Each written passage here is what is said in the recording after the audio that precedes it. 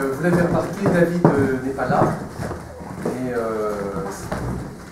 son papa est en train de se faire opérer. Donc David est à l'hôpital et on attend, j'espère, des nouvelles. Et comme il n'y a pas de hasard, ce soir, le Rav Sadin, qui est un grand maître, que je vais présenter vraiment très brièvement dans quelques instants, comme par hasard, on avait voulu, David et Anne-Marie ont voulu faire ce cours pour la réfoua shléma justement de son papa. Le papa de David, David Ben Moïse Moshe de Messoudi.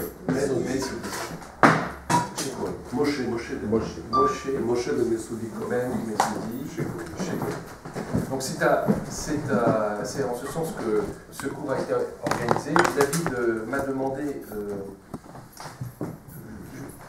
pas de le remplacer, c'est juste pas possible, de vous expliquer à quel point il a tenu et il tient à vous présenter le Rav Sadin pour ceux qui, là aussi par hasard, ne pouvaient pas le connaître. Le Rav anime une yeshiva en Israël qui a une particularité, c'est qu'il a eu envie d'avoir les meilleurs étudiants d'Israël. Et ceux qui ont un tel niveau, il les sélectionne, il les regroupe dans sa yeshiva, et puis il en fait les futurs grands maîtres, les grands de notre génération, des générations qui vont suivre. Je vais évidemment lui laisser la primeur de vous expliquer un petit peu le fonctionnement et la manière dont il a entendu mener sa yeshiva. Il le fera à la fin de son intervention. Je voulais aussi le dire à sa place, parce que sinon il n'aurait peut-être pas fait, c'est que, comme dans toute institution en Israël, il y a nécessité, évidemment, pour arriver à l'excellence, à ce que des gens puissent aider ces institutions à vivre, parfois même à survivre.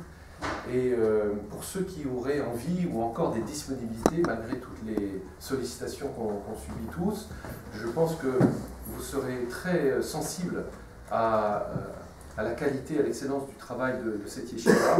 Et si vous avez envie de rencontrer le Rav Sadin pour qu'il vous en parle à titre personnel, je pense que ce ne serait pas inutile d'arriver à contribuer à sa yeshiva.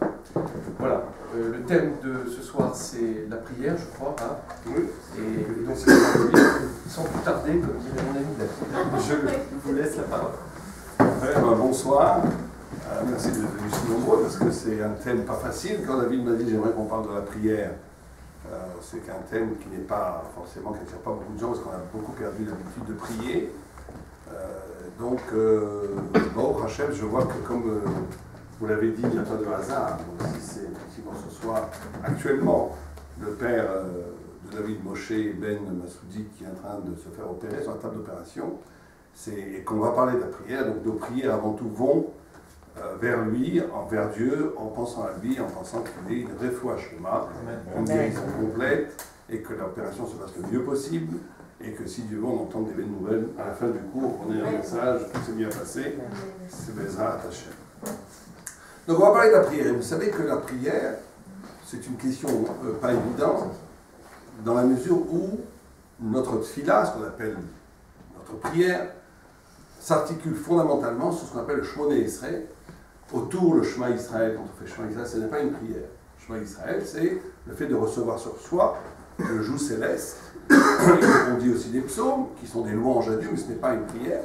La prière, dans la Torah, il n'y en a qu'une, ou plutôt un grand squelette qui s'appelle Shmoné Esrei, qui, après, se module par rapport aux circonstances. Tous les jours, nous faisons 3 prières, on peut en parler.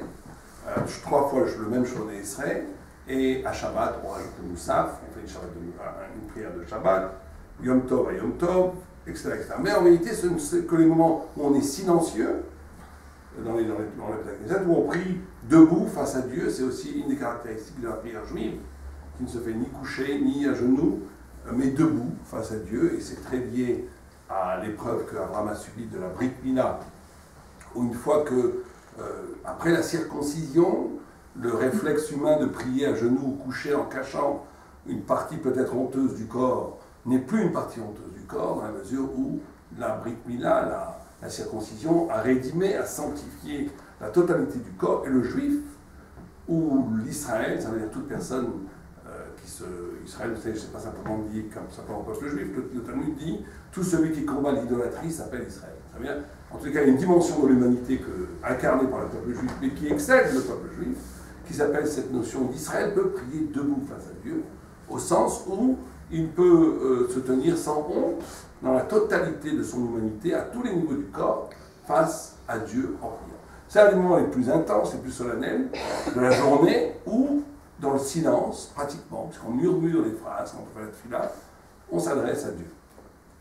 Et donc, la tfila, à proprement dit, la vraie, ce qu'on appelle la prière, ce n'est que le Shmoneh Esrei, ce n'est que ce moment-là. Tout ce quand vous allez à la synagogue le Shabbat, ça dure 3 heures, en France 4 heures des fois. En Israël, on est beaucoup plus court, c'est 2 heures. Mais sur ces 4 heures, en France, il y a en vérité 15 minutes de prière. On va dire, sans exagérer, 15 minutes, 7 minutes la Shmoneh Esrei et 7 minutes le Moussaf, et c'est tout. Le reste, tous les psaumes qu'on fait autour, les Shema Israël, la lecture de la Torah sont des choses très importantes. Mais elles n'ont pas le qualificatif de prière. Ce sont d'autres choses très importantes, des louanges, de recevoir sur soi le joug céleste, de lire la Torah, de dire un devoir Torah. Tout ça est très très important, mais ce n'est pas la prière. La prière, ce n'est que ce moment silencieux où chacun en minyan, et on va en parler aussi de cette double relation qui est peut-être la clé de la prière, d'être en même temps ensemble et chacun seul face à Dieu. Comme la Torah a été donnée au mont Sinaï, où au moment du don de la Torah, chacun avait l'impression que Dieu lui parlait personnellement. Chacun avait l'impression que la révélation était un message qu'il attendait depuis sa naissance, une parole qui était tout à fait intime entre lui et Dieu, mais en même temps Dieu parlait à tous. Et donc ce mouvement où on est ensemble, on prie ensemble, la notion du minyan, de prière avec au moins 10 juifs est fondamentale dans la Shmoneh Esrei, ça change la qualité de la prière, mais c'est en même temps chacun est seul, il n'y a pas au moment de la prière, chacun prie dans une grande concentration en disant les mots de la prière, il est seul au sens où il s'inscrit comme un individu total face au Dieu parfait, absolu, mais dans le peuple juif, à l'intérieur d'une histoire du peuple juif. Et donc ce Shmoneh Esrei est composé de 3 parties. Les 3 premières brachot sont ce qu'on appelle des shvachim, une éloge à Dieu. On ne peut pas commencer une prière sans éloge. La dernière partie, ces 3 dernières brachot, c'est modin, c'est un remerciement. Et à l'intérieur, pour le prière du quotidien, qui est composé de 19 brachot, il y a 13 bénédictions de demande. On demande l'intelligence, on demande la guérison, on demande la parnassa, on demande l'argent, on demande ce dont on a besoin. C'est comme ça qu'on est structuré la tefila. Et cette structure de la tefila juive n'est pas si évidente. Vous savez que par exemple dans l'islam, il n'y a pas de demande dans la prière. L'islam considérant qu'une tefila ne doit avoir que les deux autres parties, Shva, Allahu Akbar, Dieu est grand, dire merci, dire merci à Dieu bien sûr, et entre cet éloge et ce remerciement, on ne peut pas demander des choses, et dans l'islam, c'est presque blasphématoire de demander des choses. Pourquoi? Parce qu'il y a écrit le Ktoub, c'est écrit, ce qui vous revient écrit. Et la question n'est pas qu'une question islamique, c'est pas une question sur l'islam qu'on fait ce soir, je vous rassure, mais c'est une question qui a été posée par un très grand rabbin, qui s'appelle Rav Simcha Zissov, qui pose une question presque vertigineuse, qui dit Dieu nous aime plus que nous aimons nous-mêmes. Il pose ça comme action. Il va même plus loin, il dit que l'amour que j'éprouve pour moi-même, la compassion que j'éprouve pour moi-même, n'est que l'épanchement de la compassion que Dieu éprouve pour moi. Si quelqu'un a pitié de soi-même, si quelqu'un demande des choses pour soi-même, si quelqu'un sent qu'il a besoin de réconfort, si quelqu'un s'apitoie sur soi-même, et tout le monde le fait à un moment donné dans la vie, certains malheureusement le font 3 fois par jour, certains le font moins souvent, mais à un moment donné, il y a des gens qui demandent, qui ont besoin. Et cet apitoiement sur soi-même, d'après Rav Simcha Zissov, n'est que la suite, n'est que l'épanchement, la continuation, si vous préférez, de l'amour que Dieu nous porte sur nous-mêmes. C'est-à-dire, c'est une idée incroyable, ça veut dire que l'ego, quelque part, n'existerait pas vraiment. L'ego ne serait que l'éclat d'une réalité beaucoup plus profonde de notre identité spirituelle, qui aurait valeur de divinité. Et donc, il pose la question suivante. Il dit, si Dieu m'aime plus que je m'aime moi-même, et si l'amour que je me porte à moi-même n'est qu'un épanchement et une continuation que l'amour que Dieu porte sur moi, et que Dieu sait tout. Il sait absolument tout. Il sait ce dont j'ai besoin, absolument. Il a la science infuse, à total. Et donc il sait très bien ce qui doit arriver. Donc dans cette logique, on ne devrait pas prier, en tous les cas à la partie du milieu, on ne devrait rien demander. Puisque c'est presque de l'insolence, même de la bêtise de demander quelque chose. Puisque Dieu sait mieux que toi ce dont tu as besoin, et qu'il t'aime plus que ce que tu t'aimes, et donc il va te donner ce dont tu as besoin, donc tu n'as pas besoin de prier. Question très forte que pose Rav Simon Alisson. Et il donne 3 réponses. Enfin, lui donne une réponse que les sages, moi j'ai vu d'autres, j'en ai vu 3. Lui donne une réponse qui n'est pas très sympathique à encaisser, c'est pour ça que d'autres ont trouvé d'autres réponses. Il dit qu'en réalité, effectivement, la prière en tant qu'instrument de changer le destin ne sert pas. Pas du tout, ça ne sert à rien. Pourquoi? Parce que, comme on a dit, la question reste que Dieu sait exactement ce dont tu as besoin, il fasse le mieux pour toi. Alors pourquoi tu pries? Simplement pour intégrer dans ta conscience la volonté de Dieu.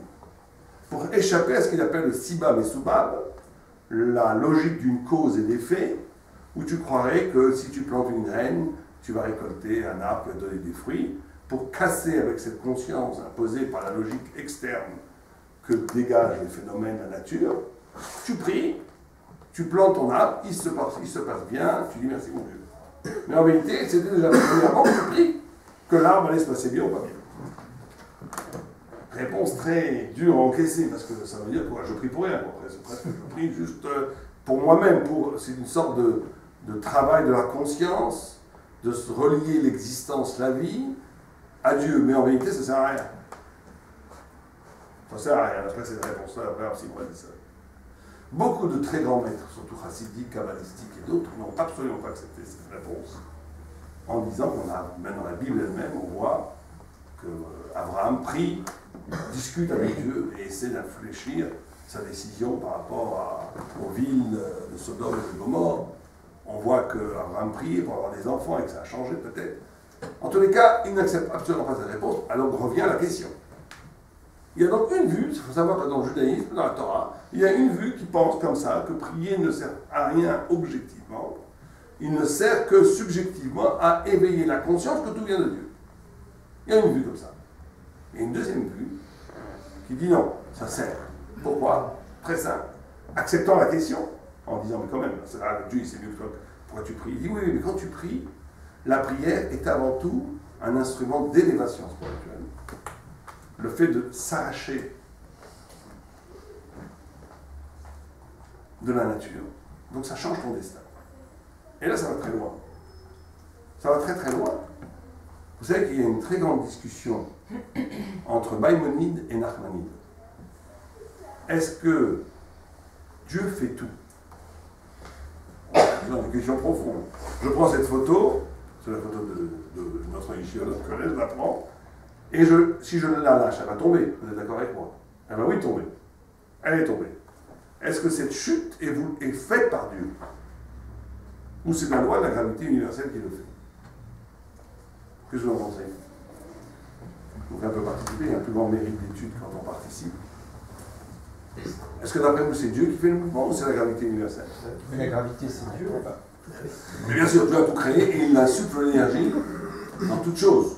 Donc est-ce qu'effectivement Dieu a créé un système global qui marche tout seul?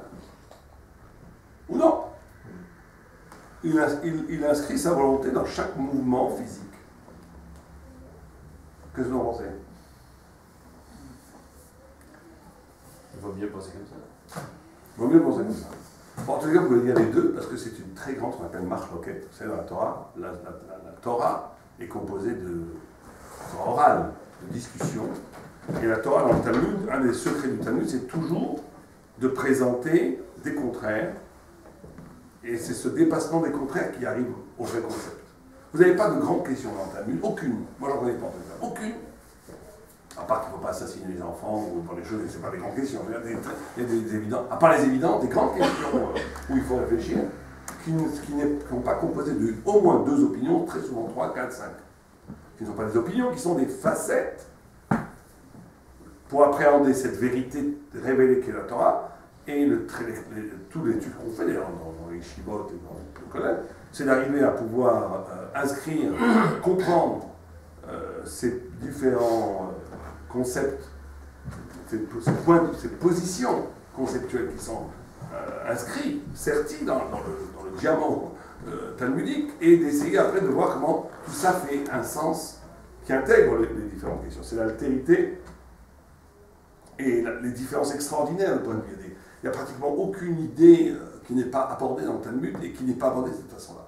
Et donc ça en fait partie, grande discussion, qui n'est pas dans le Talmud, mais qui est chez les Rishonim, c'est-à-dire à peu près au Moyen-Âge, entre le Rambam et le Ramban, on dit en français Maïmonide et Nachmanide. Nachmanide lui dit Kol mishema min be'teva, en lo Torah, en lo chelek be'Torah Moshe. Tout celui qui croit en la nature n'a pas de part dans la Torah de Moïse. Lui, il a une position, la deuxième. Il pense que les milliards de papillons qui battent de l'aile, tout est fait par Dieu. Les milliards de poissons, et que Dieu n'a pas aucun problème, parce qu'il est infini, donc il n'y a pas de problème d'orchestrer des milliards de mouvements physiques, tout est voulu par lui, et c'est sa volonté qui insuffle la vie aux choses. Il prend l'exemple d'une feuille qui tomberait d'un arbre, des milliards de feuilles qui tomberaient des arbres en automne, la circonvolution de chaque feuille est désignée par Dieu. Donc Dieu, et il dit que tout ce qui, la nature n'est qu'un écran, n'est que perception. Il y a cette fameuse phrase, il va très loin, parce qu'il dit que les lois physiques, les lois même mathématiques, ne sont que dans l'esprit humain. Elles permettent d'agir et d'interagir sur le réel, mais elles ne sont pas l'expression du sens ultime du réel. Elles ne sont que la captation humaine du réel. C'est normal. Nachmanide. Vient Maïmonide, il dit il faut laisser tranquille le bon Dieu avec les papillons. Il faut laisser tranquille le bon Dieu avec les poissons et avec les feuilles des arbres. Dieu a créé la gravité universelle. Et ça marche tout seul. Bien sûr qu'il y a un flux, ce qu'on appelle le ziv, une énergie qui permet constamment à se renouveler. Mais en réalité, c'est. Et tout le monde, beaucoup de gens ont attaqué Maïmonide en disant qu'il a été influencé par la philosophie aristotélienne, etc., etc. Mais qu'est-ce que veut dire, quand on étudie un petit peu en profondeur ce que dit Rambam, Maïmonide, il dit une phrase assez extraordinaire. Il dit la chose suivante. Il dit que la providence, c'est-à-dire la façon dont Dieu interagit dans le monde, comme il agit dans mon existence, va être proportionnelle à l'intelligence. Phrase énigmatique. Il dit Dieu va entrer dans la vie des hommes proportionnellement à l'intelligence des hommes. Et pour se faire comprendre, il a un exemple assez grossier. Il dit si vous avez, il raconte l'histoire d'un moustique qui serait sur la babouche de Mustapha, sur la sandale de Mustapha. Et c'est lui qui dit, c'est Maïmonide, pas moi, et que Mohammed lancerait un très gros glavio sur le moustique, et le moustique est mort. Et il pose la question, il dit la mort tragique de ce moustique est-elle voulue par Dieu? Non, le mourrait du Vautrin, dans le guide des égales. Et il dit non, parce que comme le moustique n'a aucune intelligence, il est soumis aux lois de la nature.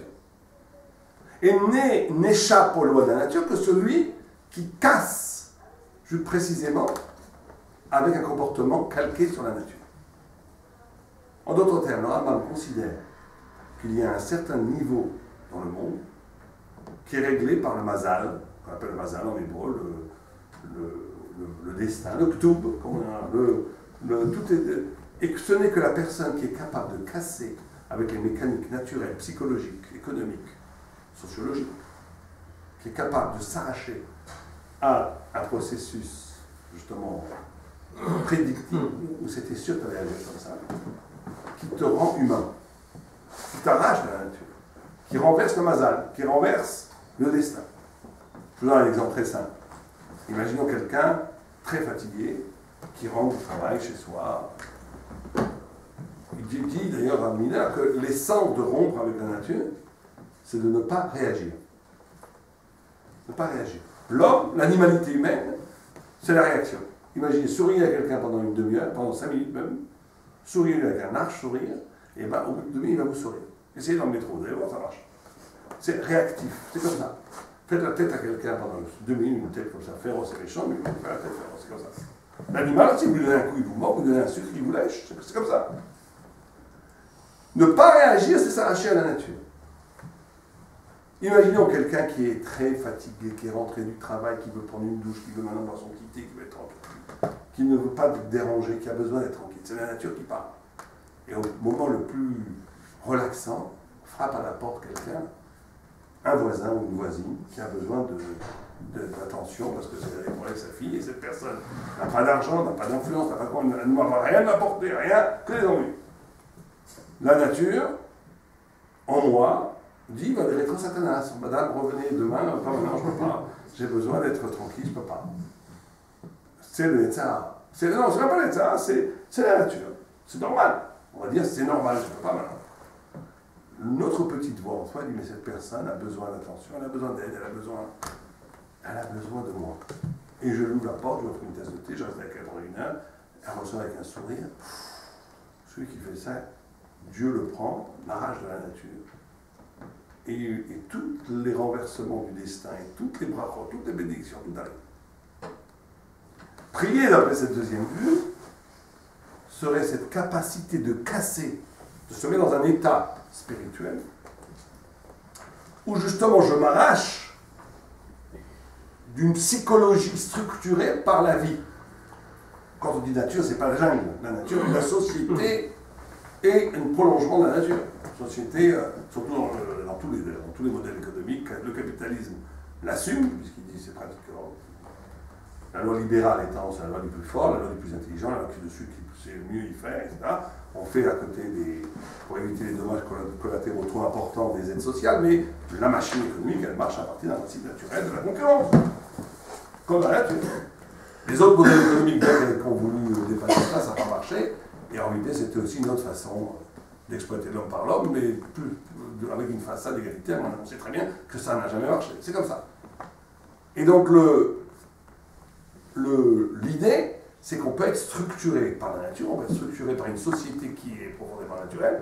Et si mes réactions, ma façon d'agir, ma façon de penser, ma façon de parler, ma façon de penser, de faire et de parler, sont le résultat d'une influence structurante qui est la société naturelle dans laquelle j'habite, et bien effectivement je suis lié au destin. Et effectivement la prière ne sert pas à grand chose. Et effectivement je suis prévisible. Et effectivement il n'y a pas de cassure, il n'y a pas de ce qu'on appelle la bracha. Et il n'y a pas de renversement du mazal, un renversement du destin. Et donc pour s'arracher au destin négatif, pour s'arracher et ce n'est pas que mystique, pour entrer dans une existence où quelque chose d'inouï, de nouveau, de possible arrive, il faut, et on peut parler à tous les niveaux, pas qu'au niveau, d'ailleurs, par ça, pas qu'au niveau économique, au niveau émotionnel, au niveau relationnel, au niveau d'intelligence, selon des perspectives de comprendre les choses. Ce n'est que quand je suis capable, effectivement, d'avoir un comportement qui n'obéit pas à la logique que tout psychanalyste, tout sociologue et tout économiste aurait prévu. Voilà, c'est ça la première. Et donc la prière permet à cela. Après ça, la deuxième vue permet, la deuxième vue qui pense que la tfila change le destin. On peut oui demander des choses, et on va faire Kéliéchol changer David le bon Dieu.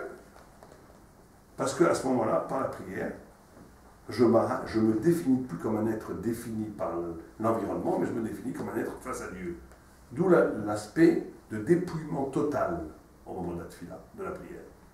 Où il n'est pas beau d'avoir des apparats, des habits, ceux qui ont un costume Hermès, ou il vaut mieux peut-être le changer quand on prie. Il y a une sorte de dépouillement, à un moment donné, où il s'agit de revenir à l'essentiel de moi-même, de cette part intérieure de moi-même qui est restée vierge. Et prier serait prier à partir de cette part-là.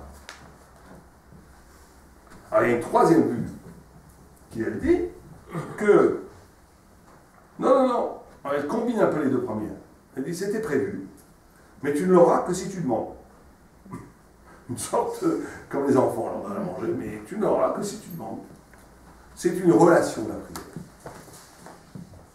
Ça veut dire que la tfila a cette capacité d'ouvrir des brachot, des bénédictions, de grands champs de lumière qui sont prévus dans notre vie. Donc c'est proche de la première. Mais elle dit, mais si tu ne pries pas, tu ne les auras pas. La première réponse disait que si tu pries pas, tu l'auras. Mais simplement, il faut prier pour prendre conscience. La deuxième réponse dit non. que la prière a une capacité de renverser totalement le destin. Tu vas avoir des choses inouïes, inimaginables, des choses qui n'étaient même pas prévues, qu'Ebiérol par Dieu à l'origine, qui vont arriver. Parce que tu te redéfinis par une position spirituelle qui renverse complètement ton identité spirituelle et qui donc t'ouvre des champs du possible, des champs existentiels qui étaient inexistants avant. La troisième option dit c'était prévu. C'est sûr que Dieu savait, tout est prévu. Mais c'est pas sûr que ce qui est prévu, tu vas l'avoir. Tu ne l'auras que si tu es capable de le demander vraiment. Parce que Hachem veut une relation, Dieu veut une relation entre le sujet, le priant et lui-même, qui passe par la parole, qui passe par un dialogue, qui passe par le fait de comprendre qu'il nous manque quelque chose. Alors, certains vont vous dire, mais moi j'ai pas besoin de prier. Aujourd'hui c'est très moderne, il y a plein de gens qui vous disent ça, j'ai pas besoin de prier. Pourquoi? Mais j'ai tout ce qu'il faut. J'ai tout ce qu'il faut. Pourquoi voulez-vous que je prie? Alors là, ça c'est la pire des positions, vous savez, parce qu'une des définitions de l'homme, une des appellations dans les psukim de l'homme, c'est bailler. Et bailler, ça veut dire besoin. C'est-à-dire que l'homme, il est toujours créé. Si l'homme ne sent pas un manque, c'est qu'il a éteint l'humanité qui est en lui. C'est une des fonctions de la prière aussi. Ça veut dire que l'humain, en tant qu'être humain, et surtout le juif, c'est quelqu'un qui, par définition, sent un manque et a une soif de l'infini, une soif du plus.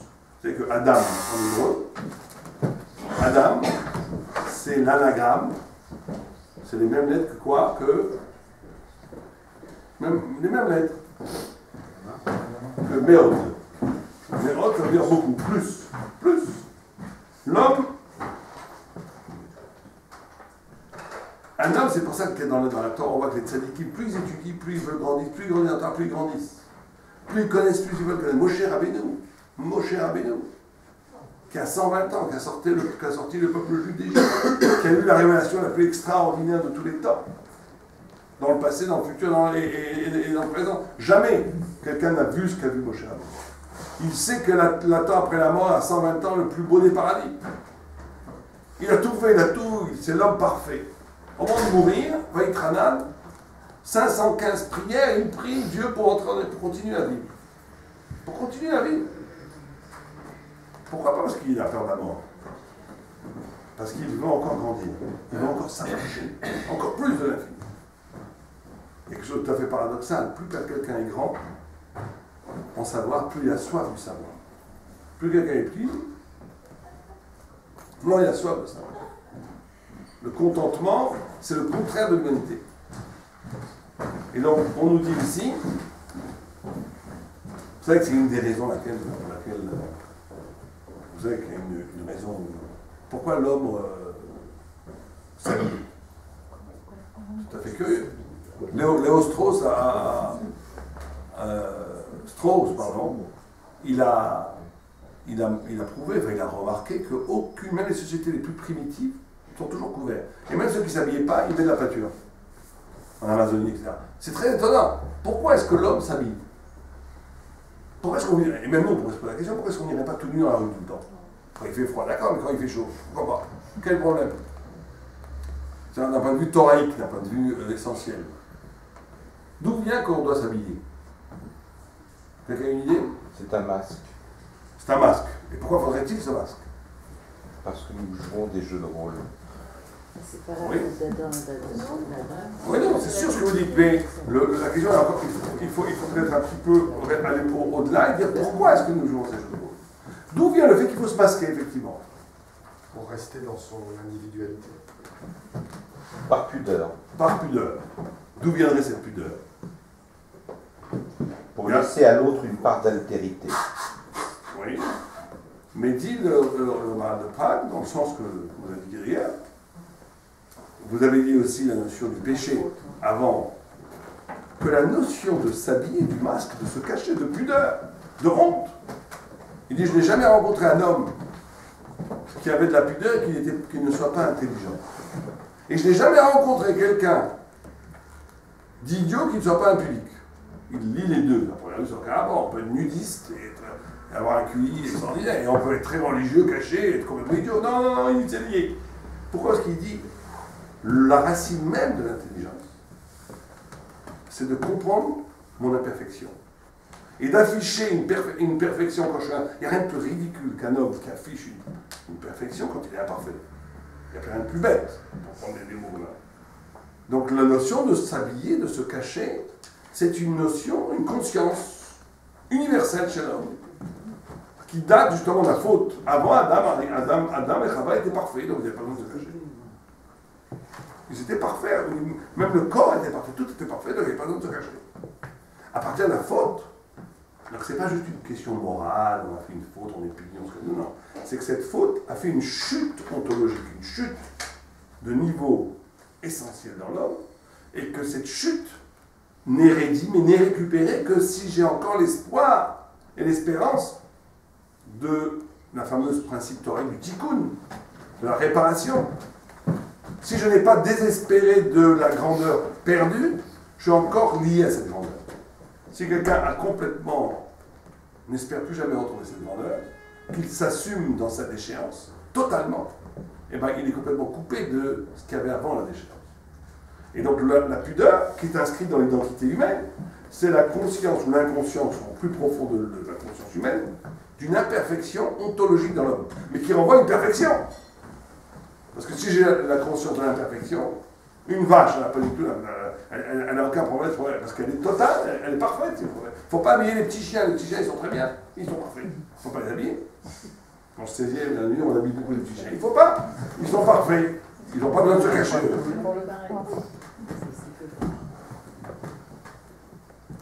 Donc le fait de, vous comprenez, le fait de comprendre qu'il y a quelque chose qu'il faut cacher, cette pudeur, cette honte, elle réveille l'intelligence, qu'elle réveille la conscience d'une perfection en moi perdue que je dois retrouver. Et donc ça, c'est tout le temps. C'est jamais rassasié. C'est toujours, c'est infini cette soif de vérité, cette soif de savoir, cette soif de grandeur, cette soif de rédemption, cette soif de se parfaire.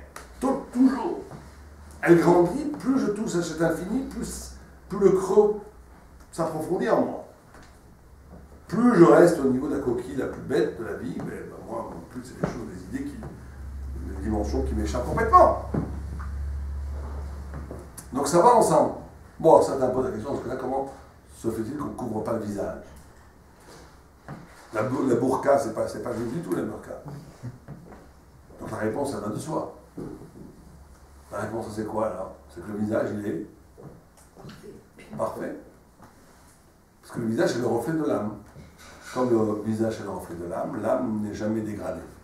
Elle est parfaite. Les mains aussi, bon, ça sera un autre cours, mais j'avais une fois une discussion à l'époque de la burqa avec un imam où je lui avais dit, mais nous les juifs, on n'a pas ce problème parce que le visage est parfait. Si véritablement vous avez besoin de viser, certaines jeunes filles chez vous ont besoin, si le visage est devenu corps, alors peut-être qu'il faut le couvrir, mais nous on n'a pas ce problème. Il y a une innocence du visage, une clarté, une clairvoyance, un reflet divin dans les yeux, dans le reflet de l'âme, qui fait qu'il ne faut pas cacher le visage. Parce que le visage, lui, est parfait. Mais en tous les cas, ce besoin, la tfila, serait lié à ce besoin de grandir, ce besoin d'atteindre toujours l'infini, de ne jamais accepter la réduction que la vie. La tfila serait le moment, la prière serait le moment dans la journée, les 3 moments dans la journée où je renoue avec cette conscience de perfection que j'ai perdue et que j'essaie de retrouver. D'où le manque. D'où le manque. Et d'où le besoin de prier. Le besoin de me connecter à quelque chose d'infiniment plus grand que la vie, que ma vie. Ce qui ne veut pas du tout dire que j'ai du ressentiment par rapport à l'existence, ça veut dire que justement cette existence va être alimentée par ce besoin de la lier à quelque chose qui l'excède et qui illumine, qui transfigure mon existence. Donc il y a ce rythme dans la Torah, il y a 3 relations fondamentales qu'un homme se doit d'avoir. Il doit avoir un rapport avec Dieu, bien entendu, un rapport avec l'autre, et un rapport avec soi. 3 rapports. Et s'il lui manque un des 3 rapports, il lui manque une des 3 dimensions fondamentales d'être juif. Au point où j'avais un très grand rab qui m'avait très étonné. Une fois, il m'avait dit, je l'avais dit quand même, il me disait, vous savez que des religieux, il peut y avoir des très grands religieux qui ne sourient pas aux autres, qui ne font pas attention au malheur de l'autre. Et il disait, ce grand rab, ces gens-là, ils ne sont pas religieux. Et il disait quelqu'un dans un kibbutz qui a donné sa vie pour le peuple juif et qui ne prie pas et qui croit peut-être même en Dieu, peut-être qu'il n'est plus religieux que lui. Lui aussi, il sera puni, il n'est pas religieux au niveau de la prière, mais au moins il est religieux avec l'autre. Et donc il me disait tout à l'heure, et j'avais dit, mais quand même, j'étais choqué par cette idée. Je dis, quelqu'un qui ne fait pas Shabbat, qui prend la voiture Shabbat, quand même. Et il m'avait répondu une phrase, je n'oublierai jamais, il m'avait dit, tu ne peux pas savoir, peut-être qu'il a une mitzvah qui vaut tous tes Shabbats. Ça m'avait frappé, c'était une grande leçon pour moi. Il me dit, il a peut-être une mitzvah qui vaut tous tes Shabbats. Il n'y a que Dieu qui peut juger, toi. On ne sait pas. Mais en tous les cas, on sait qu'il y a 3 rapports. Et qu'un homme n'arrive à une perfection, le tzaddik, que quand il assume ces 3 rapports. Par rapport à l'autre, le sens d'empathie. D'empathie, ça veut dire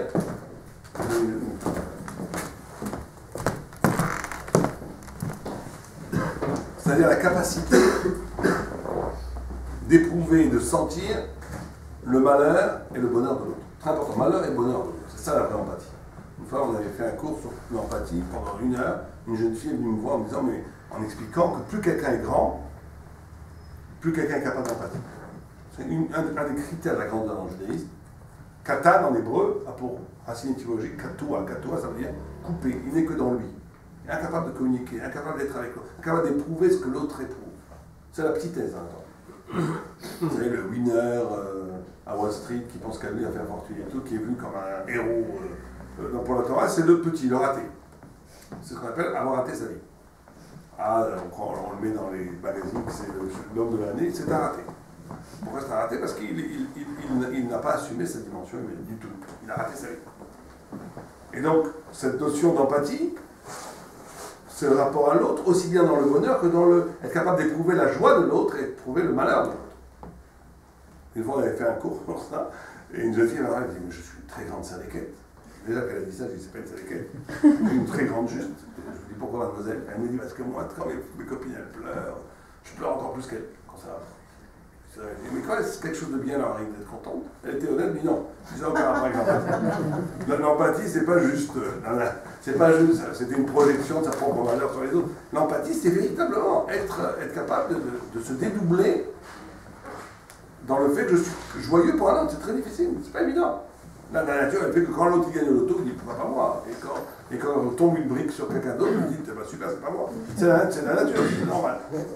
C'est l'exemple des peines de proposition. Comment? C'est l'exemple des peines de proposition avec les Kohanim. Exactement. Et donc cette notion au point où la Gemara nous raconte, une fois Eliyahu Hanavi était sur une place d'un marché, et il voit plein de juifs, hein, et d'autres certains religieux, et il dit, qui a le droit ici au monde futur? Et de façon très étonnante, Eliyahu Hanavi, qui est le prophète, vous savez, qui n'est jamais mort, qui est monté, qui revient, lui dit, il y en a 2 là-bas, que 2. Il fallait voir, s'attendant à avoir de grands érudits et tout. Il arrive, il dit, qu'est-ce que vous faites dans la vie, messieurs? Vous restez, nous sommes clowns. Vous êtes clowns? Il y a erreur, il se retourne pour reparler de l'animal, il disparaît, bien entendu. Et alors, il va les interroger, c'est pas possible. Et jusqu'à là qu'il arrive à leur soutirer la phrase, il dit, mais nous, ce qui nous intéresse, c'est de rendre les gens heureux. Là, le rabbin a compris. Il dit, voilà, quelqu'un qui a réussi quelque chose. Il est content que les autres soient heureux. Être content que les autres soient heureux, c'est une des 3 dimensions. C'est ça la notion, ça c'est ce qu'on appelle le chesed. Avoir du plaisir à faire plaisir. Une autre dimension de la construction de soi-même, ça passe par l'étude de la Torah. Et la relation à Dieu, elle passe essentiellement par la prière, par la tefila. Donc on a dans cette trilogie thoraïque d'existence juive, l'autre, soi-même Dieu, Torah, chesed, tefila. Étude. Que sans l'étude de la Torah, on ne peut pas se découvrir soi-même, on ne peut pas grandir. L'étude, le savoir, le judaïsme, au plus haut niveau de l'étude de la Torah, parce qu'elle permet de bâtir et d'ouvrir des parts de nous-mêmes qui seront complètement éteintes sans cette étude de la Torah. on ne devient dans le judaïsme, pour le judaïsme, après elle est libre de penser ce qu'il veut de ses propositions, mais la Torah nous dit, tu ne deviens toi-même, véritablement, tu accèdes à ta génialité, tu accèdes à ta grandeur, tu accèdes à ce que tu es vraiment, que par la pratique de l'étude. Tu accèdes à cette dimension d'altruisme, pas par des grands discours, par le fait de porter la souffrance et le bonheur de l'autre. Et tu accèdes à une intimité avec Hachem, avec Dieu, par la tefila. Par la prière. C'est ces trois dimensions, c'est ce rythme quotidien. C'est pour ça que il n'y a pas une journée d'un juste qui ne passe pas par l'étude, qui ne passe pas par la prière, qui ne passe pas par le tzimour, par aider les gens, par être concerné par ce qui se passe autour de nous. Une fois, il y avait un très grand rab que j'ai connu, le rab qui est toujours vivant, le rab Shmuel Orbach, qui s'occupe beaucoup du rab Israël, qui a fait plein de choses pour le peuple de Dieu. Et le soir, il dit, je vais étudier, je ne vais plus nulle part. Je vais étudier. Je vais étudier, il faut que j'étudie, je n'ai pas étudié. Alors qu'il connaît déjà, depuis 50 ans, il connaît le Talmud par cœur, il connaît tout ça. Et il faut que j'étudie. Et à ce moment-là, on lui rappelle qu'il doit aller à un mariage. Il dit, j'irai pas. Et après, on lui rappelle que c'est un orphelin. Ah, il a été, il pleurait. La personne qui m'a raconté l'histoire a raconté qu'il pleurait. Il pleurait parce mais il était obligé de le faire. Il pleurait de ne pas pouvoir étudier. Donc c'est vraiment trois dimensions qui, des fois, sont secondes. Il y a une concurrence des trois dimensions. Des fois, qu'est-ce que je dois faire? Étudier ou aider ou étudier, prier. C'est pas évident. Parce qu'on voit dans la Gemara que les Chassidim Arishonim, les grands initiés de l'Antiquité, priaient pendant 9 heures par jour. Ils mettaient 1 heure pour se préparer, 1 heure pour prier, 1 heure pour redescendre, et 3 fois par jour, ça fait 9 heures. Et la Gemara dit, quand est-ce qu'ils étudiaient? Ils étudiaient tellement bien, ils priaient tellement bien, que les peu d'heures qu'ils étudiaient, ils comprenaient des choses extraordinaires qu'un autre aurait dû investir des centaines d'heures. Oui. Excusez-moi, moi, c'est un peu surprenant ce que vous dites sur la priorité de la prière par rapport à l'étude, au sens que il me semble que la Gemara s'écrit que l'étude c'est Chaye Olam, alors que la prière c'est Chaye Shah. C'est-à-dire qu'il y a une dimension beaucoup plus importante dans l'étude, et une priorité plus importante dans l'étude que par rapport Vous avez tout à fait raison, je n'ai pas du tout dit qu'il y avait une priorité. C'est à cause de 9 heures que vous m'avez dit. Justement, la Gemara pose la question, pourtant l'étude est plus importante. Et la Gemara répond oui, mais même pour l'étude c'était bénéfique, parce que pendant les peu d'heures qu'il leur restait, ils étudiaient, ils arrivaient à des compréhensions que n'aurait. On va savoir que ce n'est pas tellement la pratique de l'étude qui est le plus important de la prière, mais l'arrivée au concept, à la vérité, à la compréhension. Si la prière m'aide à comprendre, ça sera compté comme si j'avais étudié par rapport à ça. Mais vous avez raison, ça c'est une autre dimension, c'est la plus grande dimension. On ne va pas tout parler de ce soir, mais c'est vrai qu'il y a dans l'étude, on a réparti cette trilogie importante, qui est la construction de soi, le rapport à l'autre, le rapport à Dieu, par Tfila, Chesed et Torah. Mais c'est vrai que dans l'étude de la Torah, elle-même, il y a une relation extraordinaire avec Dieu aussi, qui n'est pas que la construction. La Tfila, l'étude de la Torah permet, puisque la Gemara indique que l'étude de la Torah, c'est l'éternité. Puisqu'une fois, il y avait un rab qui étudiait, et quelqu'un a dit qu'il faut arrêter d'étudier pour faire mincha. Il a dit, cet idiot, il laisse tomber l'éternité pour la tefila qui demande à manger, à boire, des choses qui sont de l'éphémérité. C'est vrai. Mais il y a dans la tefila quelque chose d'une pure relation avec la transcendance. D'une pure relation avec Dieu. Alors que l'étude, on dit que la Torah, elle est Torah d'idées. C'est ta Torah. Il y a un moment donné où ta Torah devient ta Torah, où tu en es le maître. Vous savez que dans la halakha, si vous avez un roi, vous n'avez pas le droit de ne pas. Un roi n'a pas le droit de dire je ne veux pas que vous vous levez devant moi. Je ne veux pas qu'on ne.